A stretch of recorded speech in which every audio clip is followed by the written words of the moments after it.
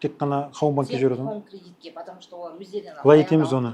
Барлық банктерді көрсетеміз да, менің негізі қайсы ұстап жатқаны белгілі ғой. Выписка алсаң белгілі болады, қайсысы екенін. Көрінбеді ешқайсысында. Онда көрінбесе Хоум банк дема шот сенде.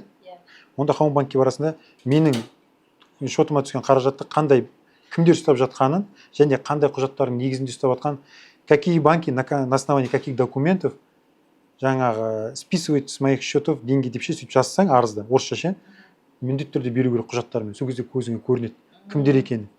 Қиын емес, Хоум банк, тек қана Хоум банкке барасың, соны жазасың болды. Олар жауап беруге міндетті. 15 күн ішінде жауап береді. Арызды бересің ғой, арызды бердік, өтінішті. Өтініш тапсырған кезде көшірмесін алып қалып, олар сен көшірмесін алып қалып, мына жаққа қабылдап алдым деген мөр қойып беру керек. Ал егер де былай бере салсаң, ешкім жауап бермейді саған, болды жодан кейін. Дәлел жоқ өйткені. Обязательно қолыңа ұстайсың, 15 күннен кейін жауап бермесе, қаржыны реттеу агенттігіне шағым жазамыз. Мынау жауап бермей жатыр деп. Сосын табандарына таспа іліп тұрып, саған жаңа құжаттарды алып береді. Сол кезде көресің, қандай банктер сенің шотыңнан заңсыз списать етіп жатыр. Соларды жинап келсең бізге, біз сосын жаңа арыз жазып береміз.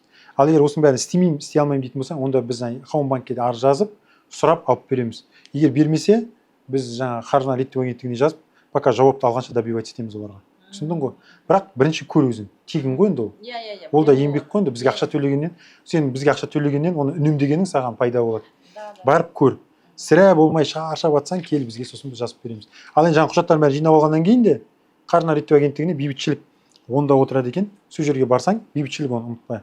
Сол жерге барып, мекені құжаттардың бәрін тіркеп, менің ақшамды 100% ұстап жатыр. Соны заңсыз деп есептеймін, алименттен. Соны тоқтатып сұраймын деп арыз жазып кетсең болды. Все.